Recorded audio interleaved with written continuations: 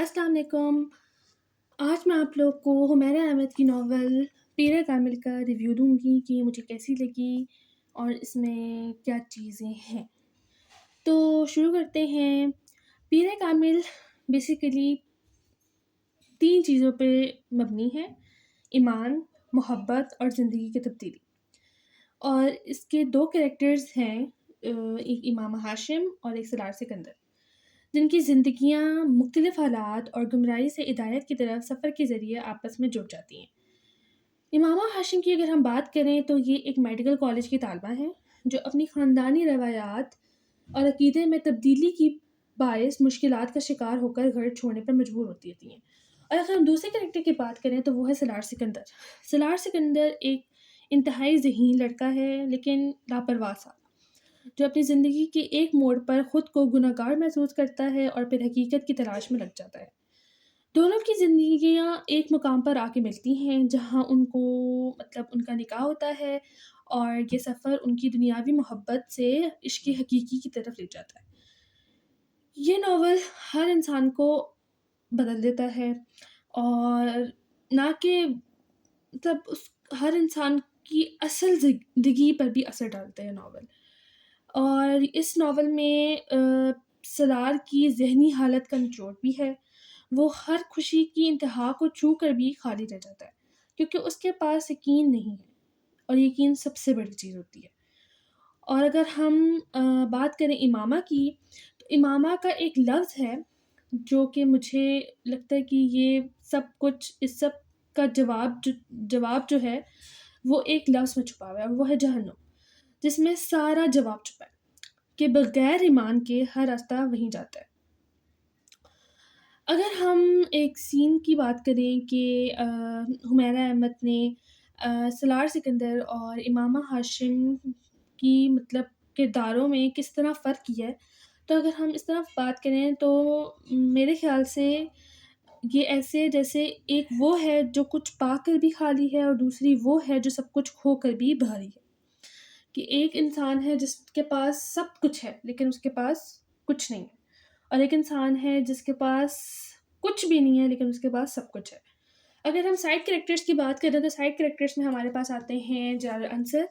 ये एक negative character है, और इसमें जलाल अंसर को हज़रत मोहम्मद सल्लल्लाहु अलैहि वसल्लम से बेहद इश्क मोहब्बत होती है, लेकिन उसने जो कुछ इमामा के साथ किया वो मुझे बिल्कुल भी पसंद नहीं आया, क्योंकि आई थिंक सो कि जिसको हज़रत मोहम्मद सल्लल्लाहु अलैहि वसल्लम के से इतना इश्क हो, तो वो ऐसा नहीं कर सकता जितना उसने किया। मैं ज़्यादा इस चीज़ पे बात नहीं करूँगी, क्योंकि अगर जिसने ज़्यादा इस नॉवल को नहीं पढ़ा, तो उसके लिए ये सस्पेंस ख़राब हो जाएगा। अगर हम दूसरे कैरेक्टर्स की बात करें तो हमारे पास आते हैं सलार सिकंदर और इमामा हाशिम के पेरेंट्स।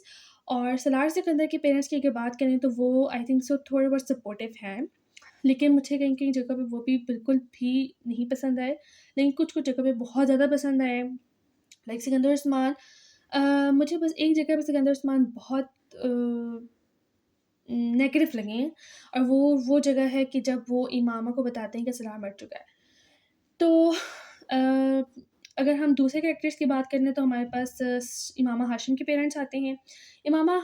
हाशिम के पेरेंट्स बिल्कुल, बिल्कुल, बिल्कुल भी अच्छे नहीं हैं। वो बिल्कुल भी सपोर्टिव नहीं हैं।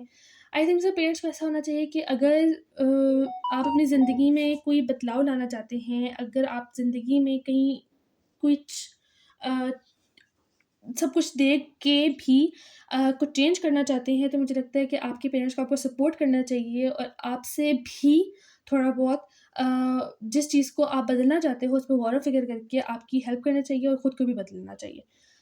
लेकिन इमाम हाशिम के पेरेंट्स बिल्कुल भी ऐसे नहीं थे, वो उसको बहुत मारते, और मुझे बिल्कुल भी नहीं पसंद आया, और वो जिस तरह उसको धमकियाँ देते थे, तो वो मुझे बिल्कुल भी पसंद नहीं आया। अगर हम और कैरेक्टर्स की बात करें तो डॉक्टर सिप्ते अली हैं। डॉक्टर सिप्ते अली बहुत अच्छे, जिस तरह उन्होंने इमामा को अपने पास रखा without any judgment, so this is superb! अगर हम और बात करें तो हमारे पास कैरेक्टर है एक और सईदा अम्मा का, जो कि बहुत अच्छी हैं। उनकी बातें, उनका गुस्सा, उनका इमामा के लिए बहुत ज़्यादा पॉसेसिव होना, क्योंकि मैंने कभी ऐसे लोग नहीं देखे जिनकी अपनी औलाद ना हो, और वो इतने अपनी औलाद के लिए पॉसेसिव हों। اور جو ہے سکندر عثمان اور سلار کی مجھے بانڈنگ بھی بہت اچھی لگی ہے.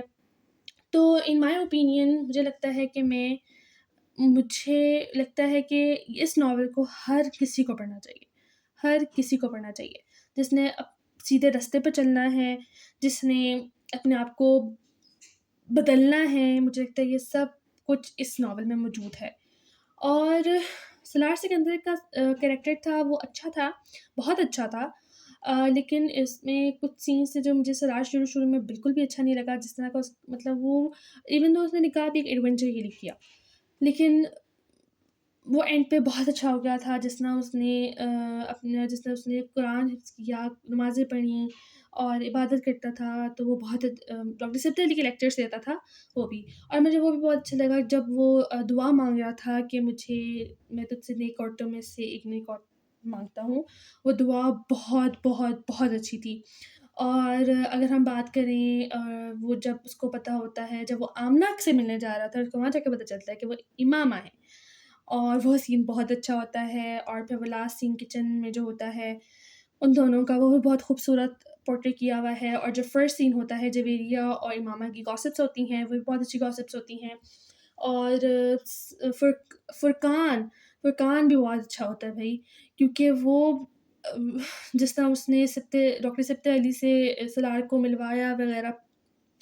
اور وہ جو سین ہوتا ہے اس کی بیٹی ملتی ہے اور وہ اس سے نام پوچھتا ہے سلار فرقان سے، تو وہ چونک جاتا ہے، اس کا نام بھی امامہ ہوتا ہے.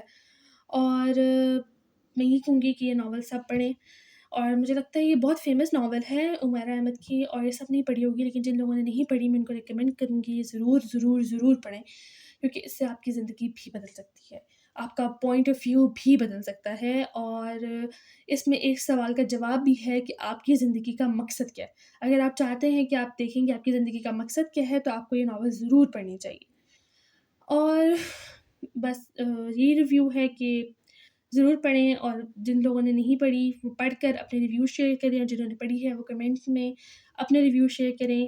اور اگر آپ لوگ کو آج کی ویڈیو اچھی لگی ہے تو لائک کریں، شیئر کریں، سبسکرائب کریں، اور نیکسٹ ویڈیو کا انتظار کریں. اللہ حافظ.